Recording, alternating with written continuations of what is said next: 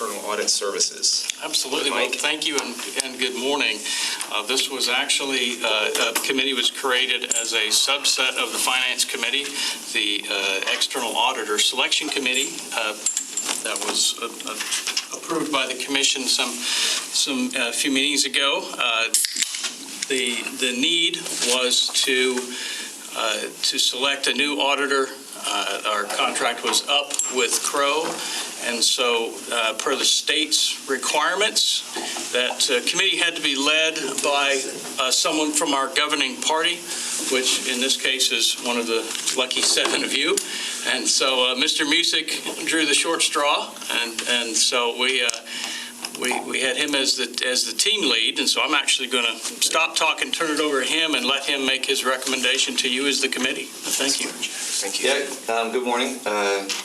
Yes, it was interesting. You know, this is the second one that I have been on since my time serving as commission. First one on the finance committee, and it was nice because the 2 people that we had on there, both Terry Dennis, the CFO at Florida Southern, and Greg Finch, who used to be the finance director here at the City of Lakeland. So we had 3 people that initially had returned their paperwork, and we, after reviewing it, selected 2. That would be MSL and Purvis Gray. MSL is the one that we ultimately selected because of not only their responses during the interview. We interviewed 2, and it was one of those things where both of them easily could have done it. Actually, all 3 of them could, but at the end, MSL's price was $54,000 less for comparable service, and we unanimously voted to approve them and to let Mike and his team negotiate the contract moving forward. So, are there any questions on that? Any questions, Mayor? I have one on the price differential. Was there anything that stood out as to why? No, in fact, we did a really good job of asking questions both internally and then asking staff and the experts in the room. Are we missing something? Is there something that we're not looking? Are they charging for trips? Is there something in that nature? And it was just a less expensive proposal. Which is nice. And included exactly what we needed. We took, what was it? It was 3 weeks. What was the time that we ate through all this documentation? 3 to 4 weeks from the time that we received them back until you had the opportunity to digest them and then discuss them as, in a public setting. So again, it was unanimous that we bring that to you for approval. Excellent. And Mr. Brossart, anything to add to that? No, just to build on what Commissioner Music had said, obviously the price differential, the $54,000, you'd initially go, well, are they missing something in our complexity? But no, both MSL and Purvis Gray do audit like agencies to us, and so their team of 3 asked some great questions, asked of us as a support group, hey, what other things should we at least ask? And one of them has been auditing Gainesville for a good while. The other one's auditing Tallahassee for a good while. So both are very similar in nature for the complexity of Lakeland Electric and grants that we have through the airport and those types of things. So very, very pleased, and my thanks to Commissioner Music for making the time.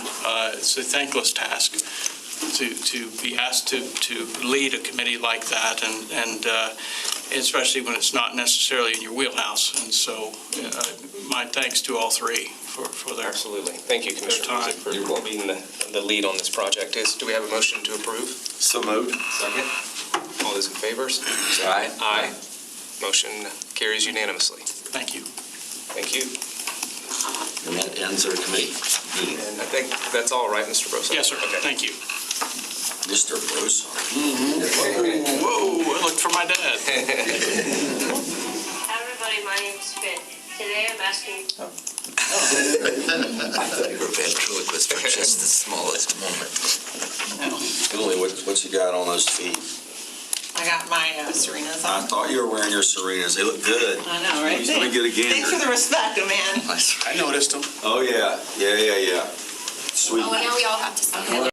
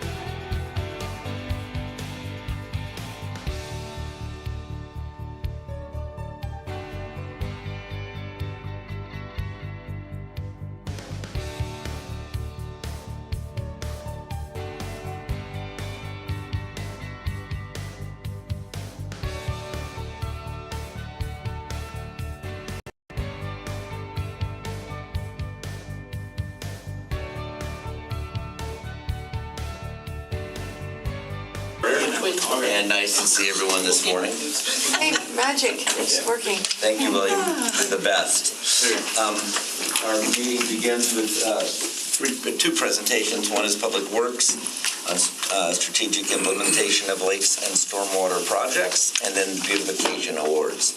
We have 4 following proclamations, and committee report will be Finance Committee, which we just had this morning, and the only consent item is minutes, and that will take us to lots cleaning and clearing. Nothing unusual there. All right, so we'll go beyond that to nothing in CRA, so City Manager A. Okay, so this is to award an RFQ to register construction and engineering for design build services for 2 hangar facilities at the airport. And they will be, so we did a request for qualification with CCNA for the 2 facilities up to 6,000 square feet. And they will help, so we're gonna lease these out. Proposed hangar A will be 6,000 square feet with 800 square feet of internal office. And then B will be 6,000 square feet with an internal restroom. Both of them are on the northeast, over by the air traffic control tower, and you have a map included. And I have Chris Hallstrand, our airport director, here if you have any more questions. For 2 planes in 6,000, or is that just one typically? So the one tenant is the state, and they're actually putting 3 182s in there. Oh, wow. Cessna 182s, and the other tenant is a helicopter, a Black Hawk. They take them from military configuration, make them to a civilian configuration, so they can go out and do like firefighting, search and rescue, all that good stuff civilian-wise. So they'll be able to put at least 2 Black Hawks in their side. So it's one building with a wall in the middle, so it's one roof. We did that for efficiencies and construction and costs. And then, so it's 2 bays, each with their own independent bathrooms, independent doors, and it's And the firewall in between? the firewall in between. And I got so excited for Chris to tell you the details that I didn't tell you how much money. So now that you're so excited about A it. diversion. Yeah, Good unintentionally, tactic, sorry.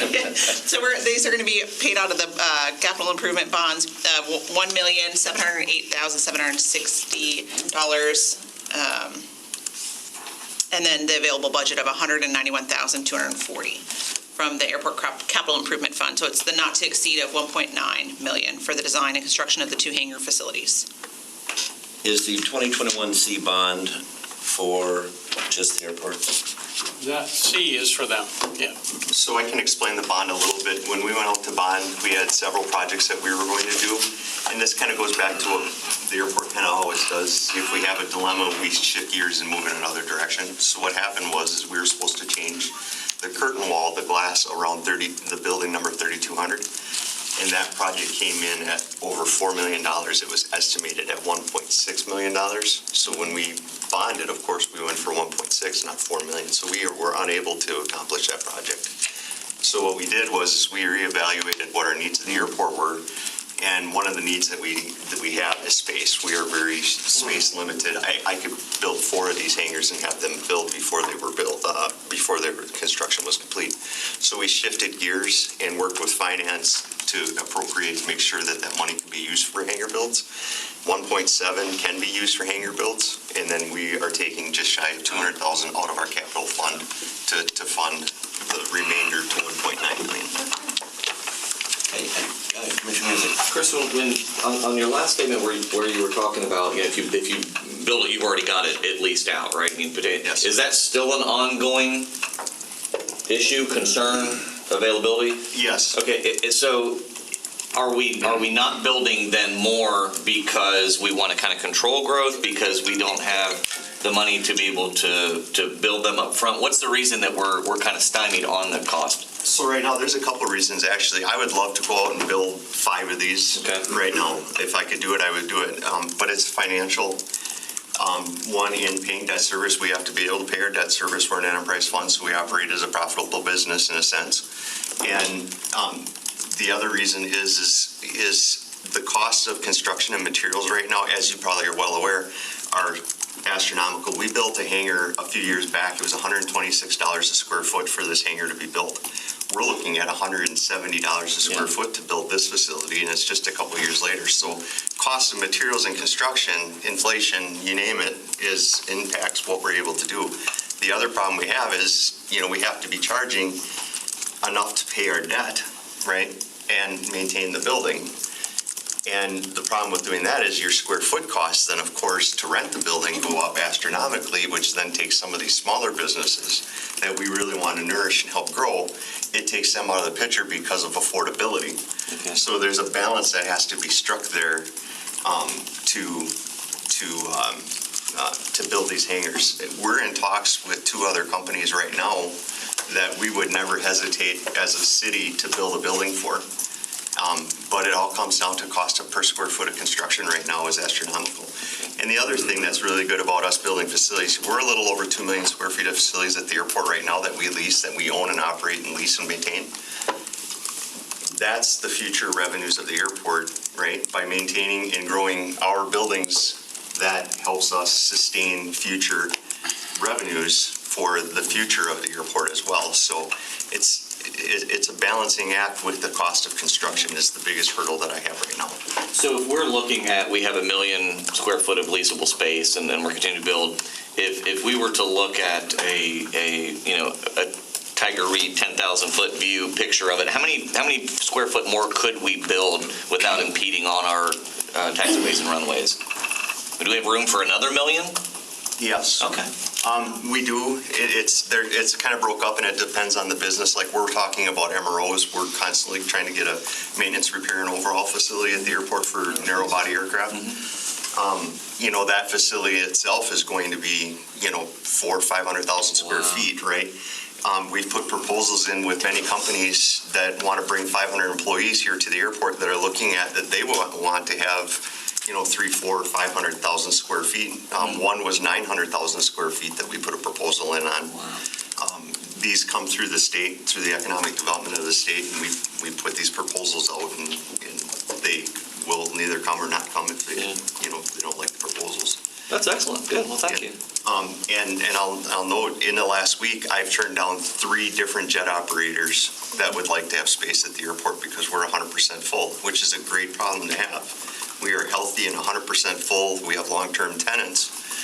We just need to be able to provide more space on the airport, which is why you've heard me say in the past, our bones are good, and now we need to focus on going vertical. In that, when I say that, I mean in facilities and buildings, improving our old existing facilities so that they can generate revenue for years to come. Sure. And build new facilities for future revenue and tenant, jobs, businesses. That's what we're there for.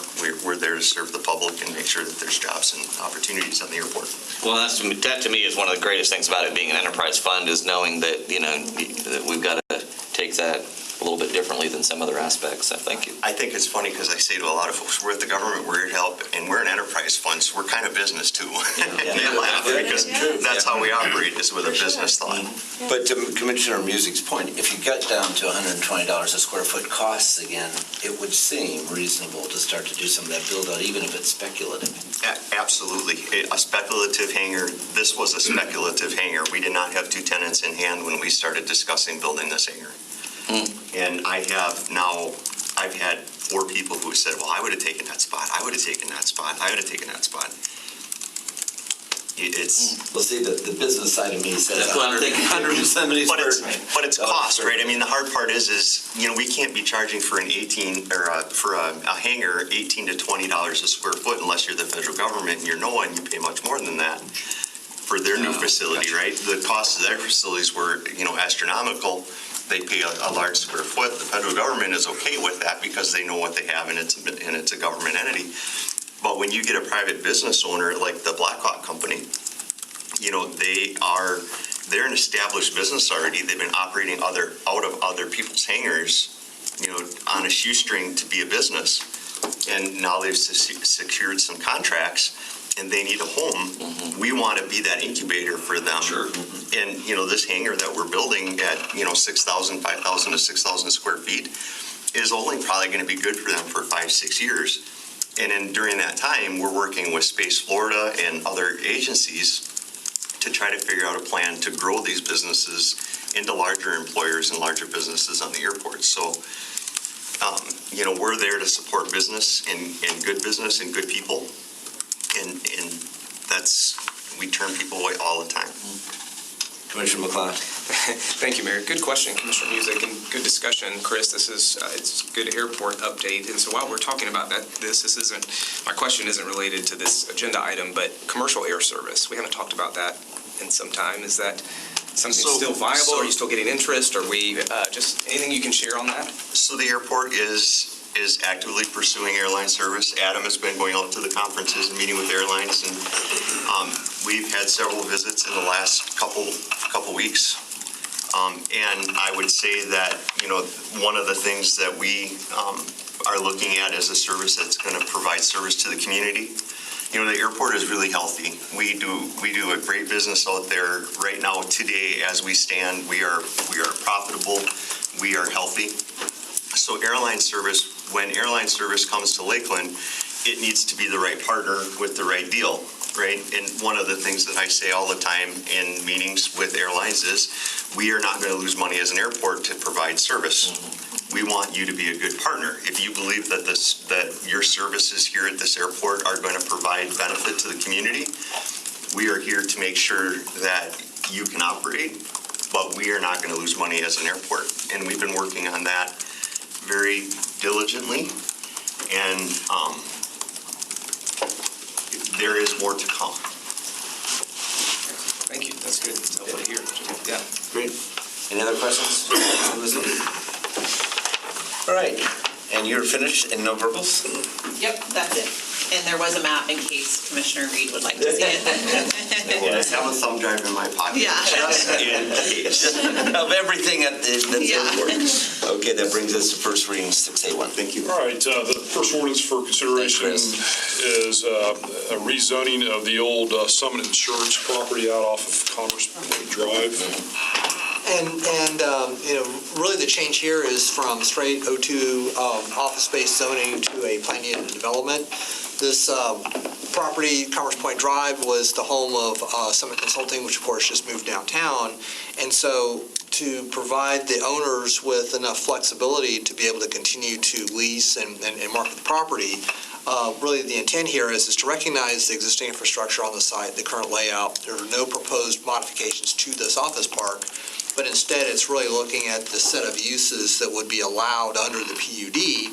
And for the most part, the impacts on infrastructure and traffic and those types of things is going to be the same as if it were an office, you know, standard office development. So the recommendations are, you know, your full palette of office uses and support retail associated with the office uses, personal service uses, you know, such as barber shops, business service centers, those types of things.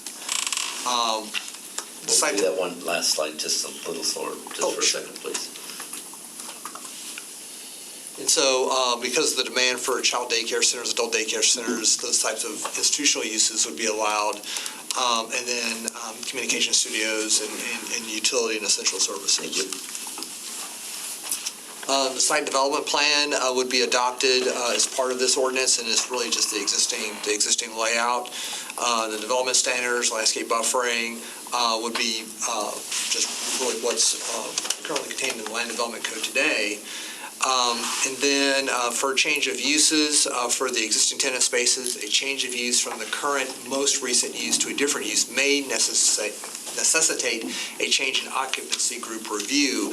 And that's something just to make sure that from fire, water, utilities, other interests have the ability to review, comment, and determine if there are other things that need to be done with the buildings, depending on the proposed use.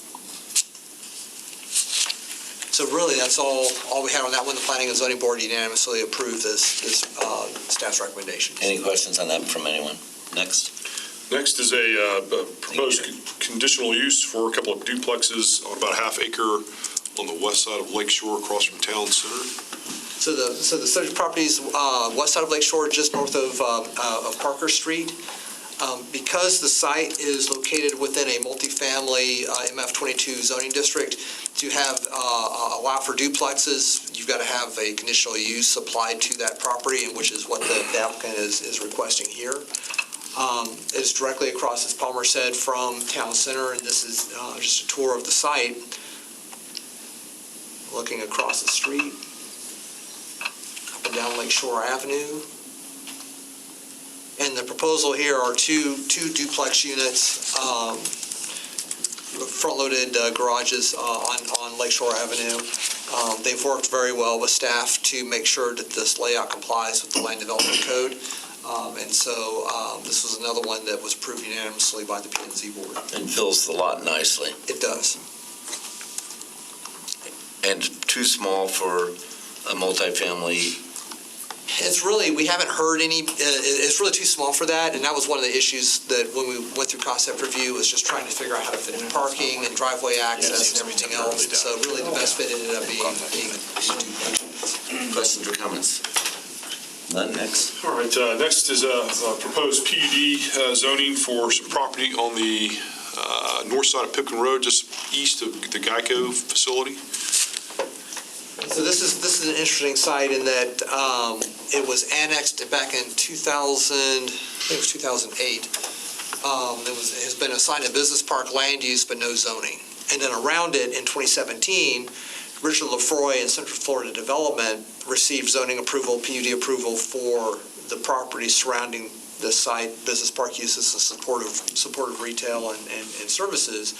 And so, given the construction that's going on Pipkin Road and kind of what's happening in Southwest Lakeland, the applicant is requesting a PUD to allow 19,600 square feet of office, research and development, or warehouse-type uses. And so really one of the big things that we wanted to do here was ensure consistency with the work that's underway right now by the county on West Pipkin Road, but also limit the set of uses that are allowed to limit the traffic impacts. Which would be low traffic. Exactly. And so the site layout here, the applicant's been working with Polk County to make sure that the driveway access is incorporated into the work that's underway now. Really the intent here is to have kind of low trip generation office and warehouse type uses, industrial type uses, which are reflected in the set of conditions that were approved by the Planning and Zoning Board. They're really binding site plan with this. Traffic concurrency, would be determined at the time of each site plan approval, whether both buildings come in at one time or one comes in with the other coming in the future. We have some requirements for connectivity to the Pipkin Road work that's underway, sidewalks, bike parking, those types of things. But really the intent here is to limit the trip generation and make sure this is as compatible with the road project as possible. This site's also outside of the Lakeland Area Mass Transit District, so one of the other requirements is they submit a petition for consideration by the LAMTAD Board to come into the district. Chuck, what is on the north side of that property? What? No, not of that property, I don't mean that. Go back to your property. Yes, this is additional parking. Like a truck court type area, depending on the use. So it could be parking, it could be a truck court. Okay, because those will have docks in theory. Possibly.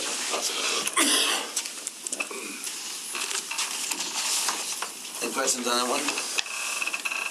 Next. All right, the last ordinance is some proposed renovations and expansions of the Cleveland Heights YMCA.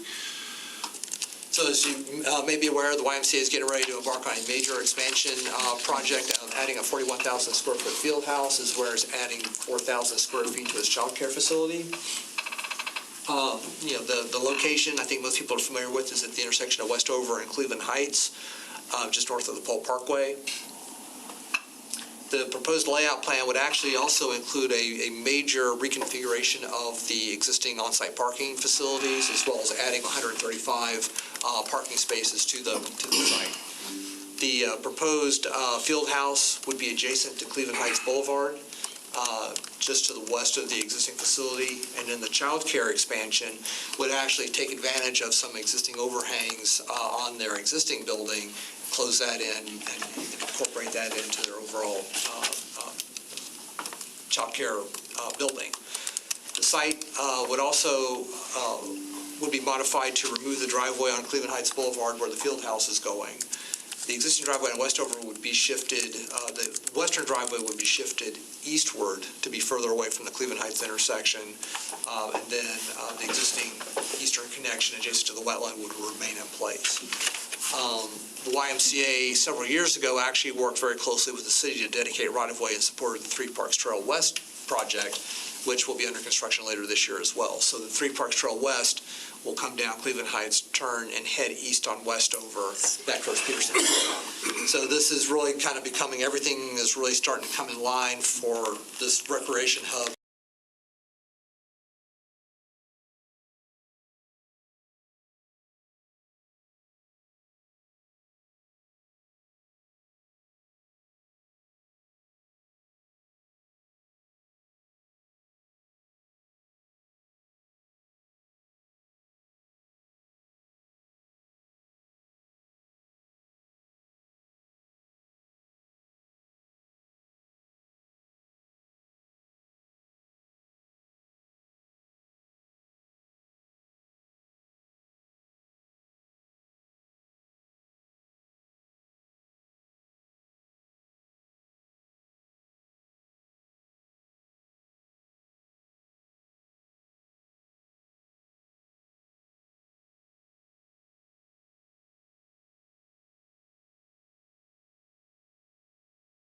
Improvements, as many of you know, there's a lot happening with Carton Palmer Elementary to the southwest, Peterson Park to the east, and just the amount of traffic on Cleveland Heights itself. There's a lot happening at this intersection, and so the YMCA conducted a full-blown major traffic study for us. We went out in early April, and also field visited the intersection of Westover and Cleveland Heights. Traffic is spilling out certain cycles into the inside lane on Cleveland Heights Boulevard today at the turn lane. And so our conditions, the city would, or using city funding, the applicant would extend the turn lane there at Westover slightly to kind of offset the additional traffic, but we would work it all in with the project development as much as we can. Likewise, Public Works and Lakeland Electric have been working with the YMCA too to improve the actual overhead street lighting at Westover and Cleveland Heights because the north and western side of that intersection is pretty dark at night. And so they're working to add a light fixture somewhere on the west side of that intersection. So those are the things that we're working in to make sure that they're addressed as part of this project.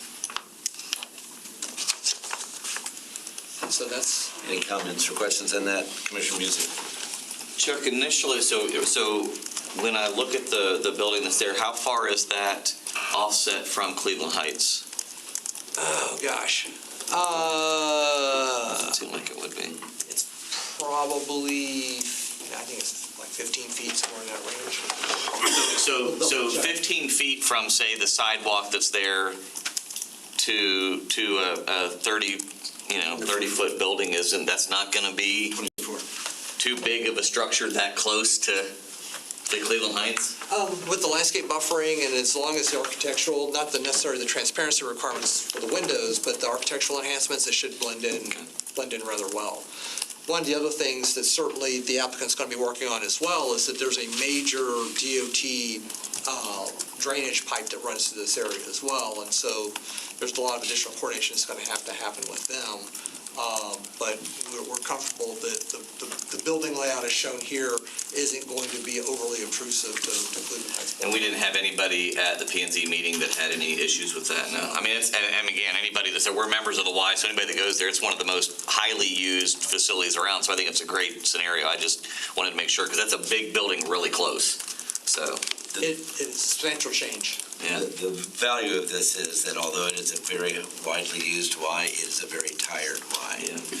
And so it's interesting when Elaine Thompson has headed this project, as you know, as the executive director of the Y voluntarily for the last 2 years, and she, one of the things that when new doctors come to town, we're building residency programs, and so we show them places to live and all those kinds of things as they go along the way. One of the big disappointments expressed has been that we don't have a typically nice Y in which to work out in, and or some facility like that they have to do other club memberships, and so it's not unusual on tours to have people say, let's go take a look at the Y. Can you show us the Y? And this has not been as robust. Not been a deal closer. It's not been a deal closer. Whereas this facility will be spectacular. And Private money has been raised for almost all but about a couple million or so that are left of this whole project, which is wonderful to see, and so there need to be some closing in that. And the Y will be a demonstrably different place when this is finished. There's the one north on Sleepy Hill that we have expanded, in the last decade, somewhere in that period. And then this brings this really up to speed, so you have a upper running track towards down below, and all the kind of things that you would see in a more modern facility. So the schematics on it are really beautiful. Concur? You're right, we don't really have an indoor running track, do we? Right, and so this does that, and it rejuvenates the existing facilities as well as they go, and then it expands the fields and expands the parking. So in typical fashion, as she did with the hospital, she's a master planner. And fundraiser. And fundraiser. So to be able to have this kind of a quantum leap change is really exciting. What is the cost of the improvements? 21.8 million, I think. And what period of time before completion? I know that that they're ready to start construction like tomorrow.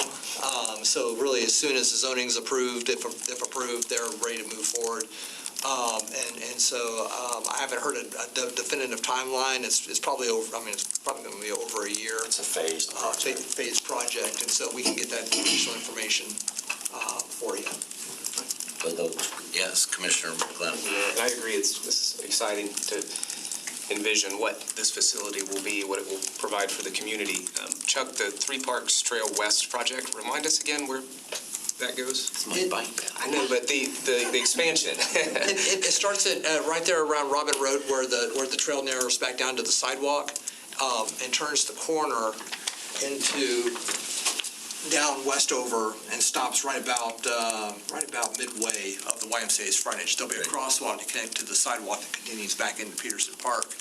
So what we'll do is install sharrows or some other type of shared pavement markings on Westover itself in the park property. Okay. But this really does complete Three Parks Trail. Yeah. And so we were hoping to get it finished within 10 years of the completion of the master plan. We just missed it by about that much, but this will complete that 3.6 mile loop around the southern part of Lakeland. That's good. I forget that it's not complete, even though it narrows down to the sidewalk, but this will be a complete trail. So you don't use the street for a portion Yeah. of it. Thank you. The board, just while we're in Peterson Park, any comments on the boardwalk and our plans there? I haven't heard anything. I'm not sure if there's been anything else that's come out on that. But we can follow up with Parks and Recreation and see if they've got any information on that. Right, because it's now closed, it's currently closed.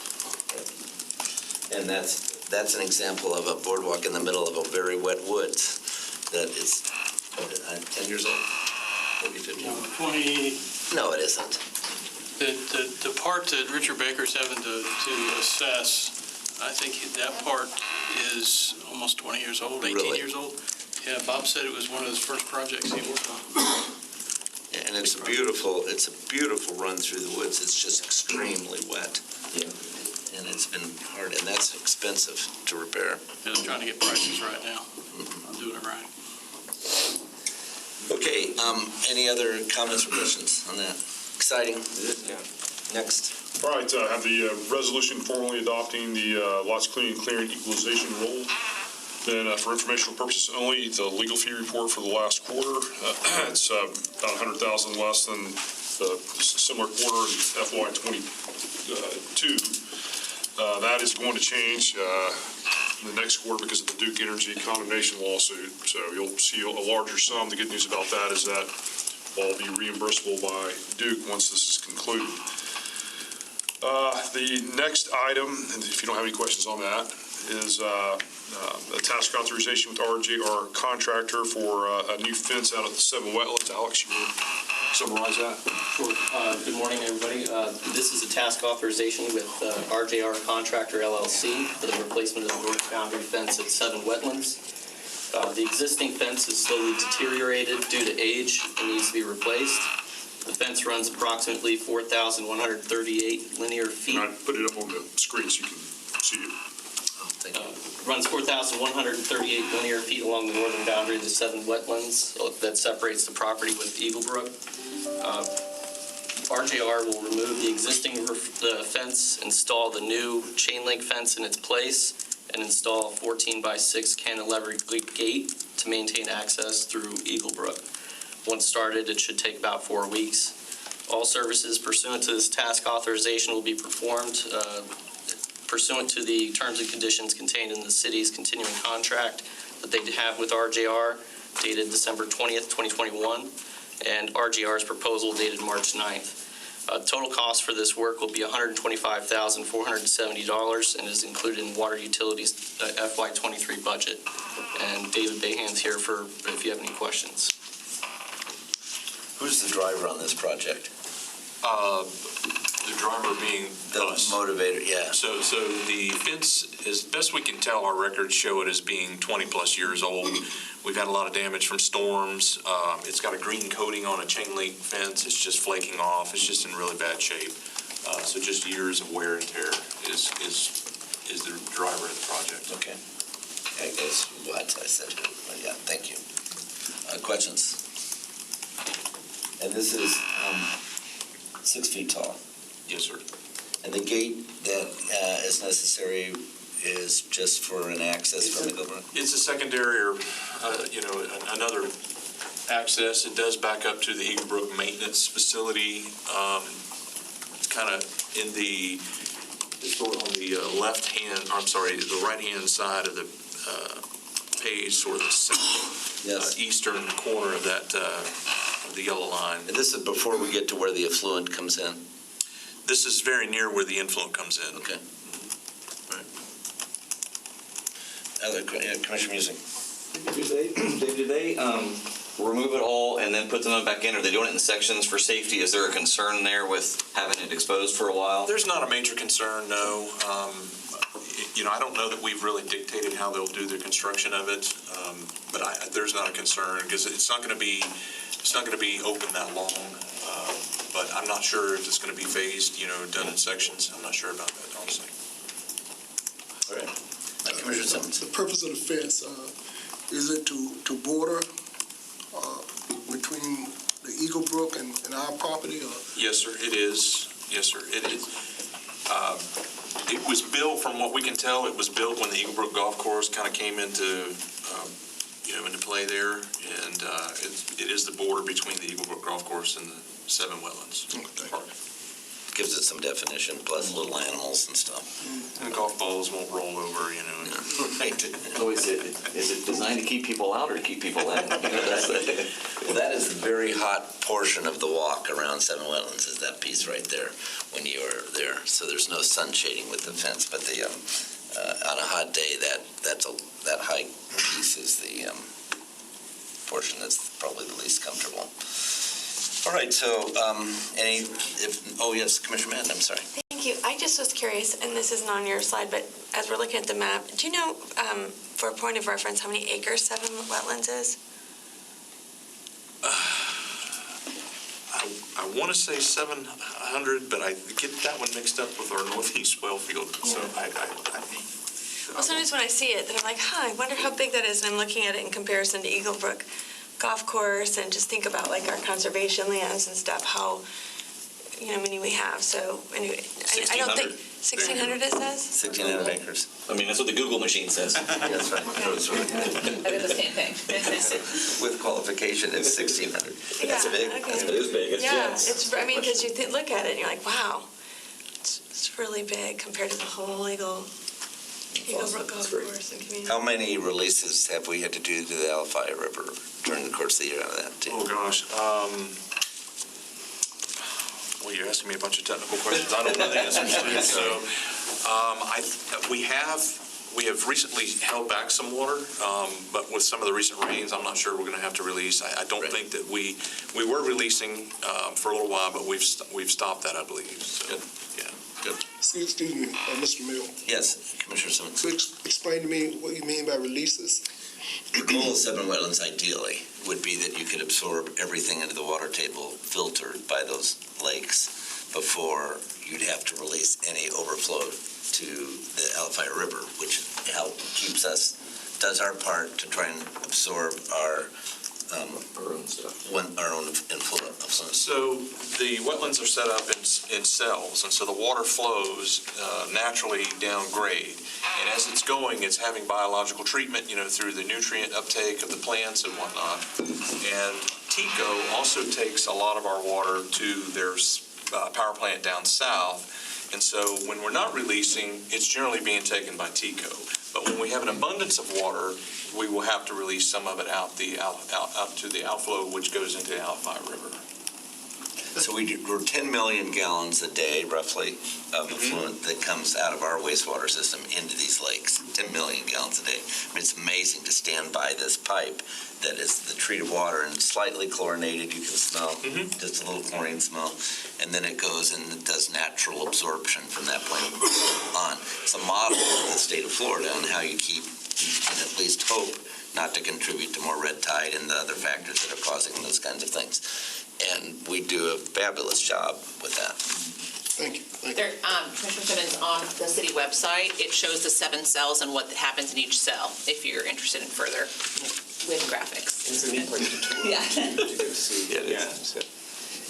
David, speaking of TECO taking our water, is that pretty consistent, the amount they take, or does that kind of vary? It does vary a little bit, but it's pretty consistent. I mean, we'd like for them to take more, and we're going to be talking with them, hopefully here coming up, that maybe striking a deal with them that they could take more. But it's fairly consistent. Over an annual period is fairly consistent. So there's times where they stop and, it fluctuates a little bit during the year. It varies because it's used for their cooling towers, so it's a function of how much power they're producing too, All right. All right, no further questions on that one. The last item is an extension of our existing contract with Tickets.com for ticketing services out at the RP Funding Center. They've been the ticketing agent for the center since 2012. The current extension of that contract is at its end, so the purchasing division issued an RFP for ticketing services. Back in February, we had 3 vendors that responded to that RFP. They were Tickets.com, Ticketmaster, and Friendly Sky LLC. The selection committee reviewed these and determined that Tickets.com provided the best proposal and is recommending that the city can extend its existing contract with Tickets.com. Under the addendum that is in the agenda, their contract would be extended to March 31st of 2028. With 2 additional 1-year periods that could be exercised thereafter. We could choose not to exercise those renewal options, put 90 days written notice to Tickets.com if we so chose. The pricing under the extension of the contract will remain the same as it is currently. So from 0 to 20,000 tickets, the fee would be $3.75 per ticket. There is a lower rate for FHSAA events. It's only $1.50 per ticket. There's a $5 fee per seat for season tickets, and then also a 3% community fee for payments by credit card, PayPal, Apple Pay, and Google Pay. All these fees of Tickets.com are added to the ticket price, so that the RP Funding Center does not come out of pocket for any of these fees. So that's recommended for your approval. I know Tony and Comments, Tony, on this? Would you like to make some comments on this? No, the process was pretty straightforward. Ticketmaster, obviously has, it was right around the Taylor Swift time period, but it didn't really affect us. They were scored on about 100 items that we requested, and Tickets.com came on top, and mostly due to fees attached to the Ticketmaster. Friendly Sky was just really not up to par with what we were looking for, but pretty straightforward, and we're happy with them. And from a perspective of operations, familiarity will help the team at this time. So good. We just recently hearing of your announcement. Wish you very, very well as you go forward, sir, in your new opportunity. Thank you. Appreciate it. Any other comments, Commissioner Madden? So, yes, I just wondered, so is this not what Relic would do? I mean, I know we were trying to... They didn't bid. Okay, and they're gonna have a place in our box office, is that what I'm understanding, to like tickets.com, that says, so that might be outside of their core business, right? Relic? No comment. I did have the same question. I thought they had expressed an interest, Yeah. I guess I can ask them why they didn't bid, but. They didn't bid, but we were surprised too, so Okay, they had all the information. I know they're. They missed the cut. Okay, yeah. That was, that's business out of Catapult. Catapult, but they've recently, I think, moved to St. Pete, so they might be in the middle of moving and doing all that too, so it might be, but I just wondered, because they are a Lakeland homegrown Catapulter, so. Mayor. Yes, Commissioner McLean. Thank you. And so Tony, you, as you depart, you're confident with tickets.com. I felt like there were some discussions of, as we look at that vendor, does that lock us in or prevent us from securing certain events because they have different arrangements with, and it doesn't, that's not, so. I don't know. They'll ticket anything we do. They've been with us for about 8 to 10 years already, and they're fine. I mean, they're a pillar in the industry, MLB uses them, so, we're pretty confident that Okay. there's no issues with That's that. helpful. This is not my industry, so it's just when I look at these, of course. trying to lean on your recommendation, your expertise. Yeah, And for keeping in mind that we'll have somebody else in your spot. And so as we make this decision, that we feel confident that whoever steps in will. I will say it wasn't pretty rigorous. We asked for quite a bit. It was over 100 operational issues that they had to, respond to. Okay. Stephen, on the finance side, was part of the committee. Jason, our director of marketing, was on the committee from the marketing perspective. And then Cassie, our assistant box office manager, from the box office standpoint. So they were all involved.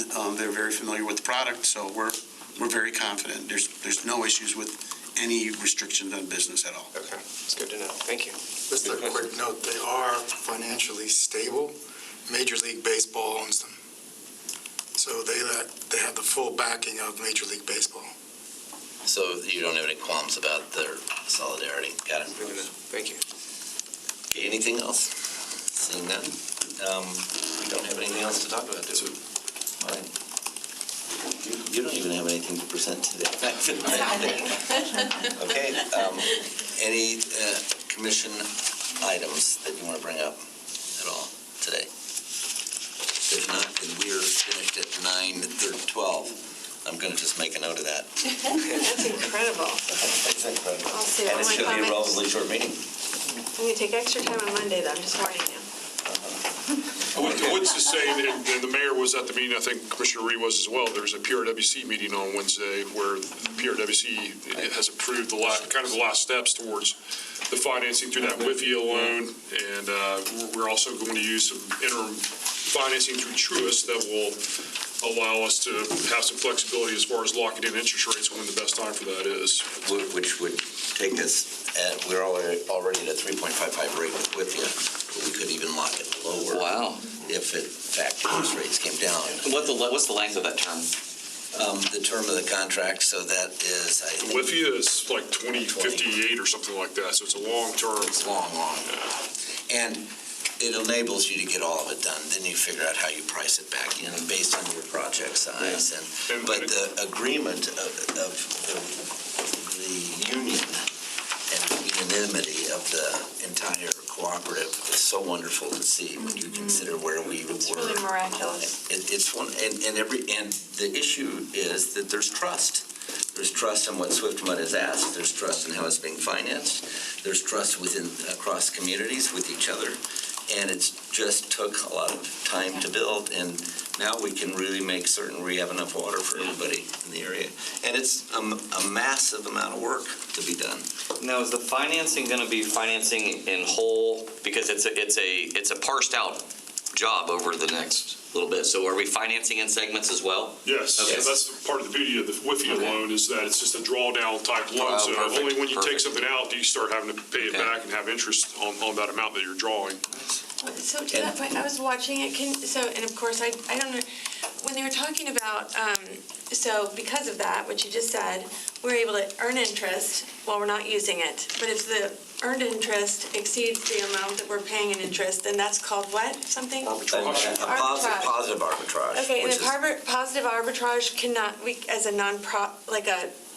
we can't do that as a tax Municipality, exempt? yeah. Right, the IRS So then- rules. You can't mix taxable and non-taxable. So, go It's ahead. just designed to keep a government from speculatively investing, borrowing money to invest, basically. To make money on your. So you work on, if you were getting to a point of positive arbitrage in the projects, you would work on really trying to do more build-out somewhere else where you could Yeah. do that or Offset that, reduce yeah. your investment money, so that you're working it out. And then each percentage of shareholders in everybody else's project. So we have the city of Lakeland has some, at least point something share of everything so that we can vote for that particular group. So you have the PRWC as a whole, and then well projects within them. We are the West well field in our project, and so we're the largest shareholder, of course, in it. And then the smaller shareholders as you go. But all of this works together to create these pockets of water that can move, in theory, between each other in terms of the way that they're deployed. And so some of this includes piping, a lot of piping to go from one area to another. So when we're talking about 2058 or somewhere in that area for completion, there are shareholders that are smaller right now that, we can't say what the next 30 years is going to be. So are they locking themselves into a percentage that they may outgrow? They can ask for more percentage later, but there's a rider fee. So yes, Okay. they've really Right, I tried remember to that. Yeah. to do it in the area where they are, Okay. the extent they thought they should get. Haines City originally at one time was not going to participate at all, and of course, you know this. They're gross. huge growth rate. And then they decided, Yeah, yes, we let are. us We better. backtrack that a little bit. Yeah. When I remember being at the Well, I first think that- meetings going, okay, we only have, we're the biggest now, but we only have so much growth potential. Y'all could grow like crazy. Oh, yeah, it's Prosperity And then City, you're gonna yeah. be the ones who need That'd be- it, so don't, if you don't participate, then you're gonna be shooting yourself That's in the wise foot. of us, though, to be where we're at and to be in the Yes. percentage of all those so that we have that voting rights. And it was, and I think at some degree in defense of Haines City, they thought we need enough that we'll just do it ourselves. But the problem is when you decide to do that, you just walked away from 50% support from Exactly. Swiftmud. When you look at that graph, it's pretty powerful who's paying for this. Oh, my goodness gracious. And so you can't just throw all that back to the ratepayers. Now, all of our costs will go up because as we do a project, we will probably, I would think that our recommendation from the people who do our water rate studies. What's the name again? Raftellus will have the portion that we are spending money on at that time go into that rate consideration as we would go forward. And so I would guess, our goal will be to pay as we go as the city, not to do something in advance of, but as we're, on the same way you would do it if you were doing it as a business. So I was talking to the Williams folks on their land, they have a water permit, and so they were kind of asking about that, and I was telling them about the PRWC and how we've collectively worked together to get this alternative water, and he was asking why we did not consider surface water, and I remember we talked about that at the beginning, the different possibilities, but I couldn't remember why we actually went We to do the consider lower surface water. So it is, we don't in Lakeland do surface water, but in Winter Haven area, that is surface water. So it is how much they can allocate and create as more reservoir. But we didn't, as a collective, PRWC, decide that would be where we would go for our next. Well, they have a Peace River permit, but to transmit that water to the city of Lakeland would not be financially feasible. But some of the more southern municipalities in the county will probably use some of that Peace River draw. And so we're kind of the designated in the southeast well field as the deep wells. Okay, and those are corners then, so you're not pulling out water from all of the lakes. And there's monitor lakes in this, so that if we're pulling water, if we were pulling water faster, then that negates the ability to use that well. So that that's why we have to do test wells, and we have to also have a well where we put the solids back in, into the ground. And so those solids all come out of the RO filter plant, and then they get pumped back down into the lower aquifer. That's at a different point. So your test wells are apart enough that they're not affecting each other and hopefully getting to a deeper spot, but it's all a matter of And how deep are they again? 1,300, could be as deep as 1,800 feet. Today we pull in the 300, the upper aquifer is 300 feet or less. So when we've been pulling water out of the upper aquifer, then that's why we get sinkholes. You know, that's why we have all, you know, lakes can empty occasionally. And then, but when you go deep, that's very, very unlikely because there's limestone in between, which is part of what purifies this. But this water is old water. In our reverse osmosis, it's not like the desalination that requires lots of energy. It's a different It's supposed process. to be pretty similar to that process. It Oh, is does. it? There So is it does some, still this require is a lot of brackish energy. water. The water that will I pump up is remember we were brackish. using reverse osmosis, but it looked like from the video that it didn't look as extensive as the big, like, needing as much power and energy to. As a desalinization plant, no, that's Yes. correct. But you're doing it with membranes. Yes. So anyway, the financing's starting to come together, so, you know, things are Next moving. meeting. Okay, anything else? Good, I'm glad you brought that up. Yes. Mr. Brosser? Mr. Lewis? And anything else? Thank you so much for so ably filling in this morning. All right, then we're adjourned.